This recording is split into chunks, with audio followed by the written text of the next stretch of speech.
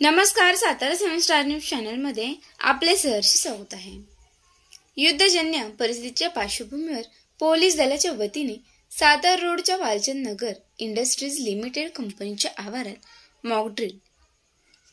भारत पाकिस्तान दरम्यान निर्माण झालेल्या युद्धजन्य परिस्थितीच्या पार्श्वभूमीवर सातारा जिल्हा पोलीस दलाच्या वतीने सातारा रोड तालुका कोरेगाव येथील वालचंद नगर इंडस्ट्रीज लिमिटेड फाउंड्री डिव्हिजन या कंपनीच्या आवारात शुक्रवारी सायंकाळी 5:30 वाजता मॉक ड्रिल करण्यात आले।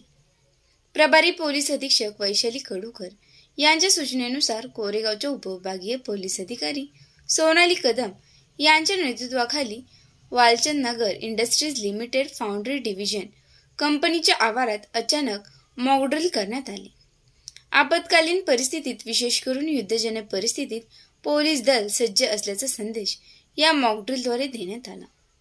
कोरेगावचे प्रभारी पोलीस निरीक्षक संदीप जगताप, वाटा स्टेशनचे सहाय्यक पोलीस निरीक्षक अविनाश माने, रहमतपूरचे सचिन कांडगे पाटील आणि पुस्तेगावचे संदीप पोमन, उपनिरीक्षक दीपिका मुसळे, परिवीक्षाधीन पोलीस उपनिरीक्षक अतुल जगदाळे यांच्यासह पोलीस अधिकारी व कर्मचारी, बॉम्ब शोधक व नाशक पथक, दंगा नियंत्रण पथक, अग्निशामक दल व रुग्णवाहिका अचानक सायरन वाजवत सातारा रोडच्या कंपनी आवारात दाखल झाल्या।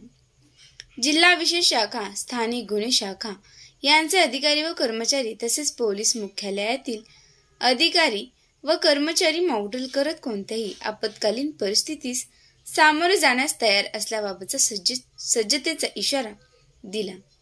सातारा रोड मध्ये अचानक पोलीस दलाची एंट्री, त्यापाठोपाठ अग्निशामक दल आणि रुग्णवाहिका दाखल झाल्याने ग्रामस्थांमध्ये भीतीचे वातावरण निर्माण झाले होते।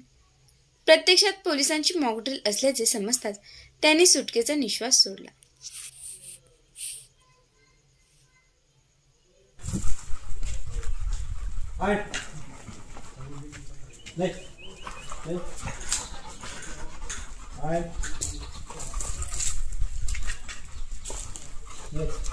ए आळू त्याला पकड रे।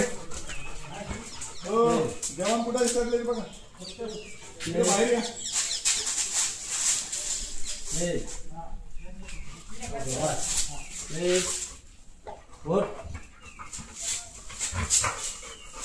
आळू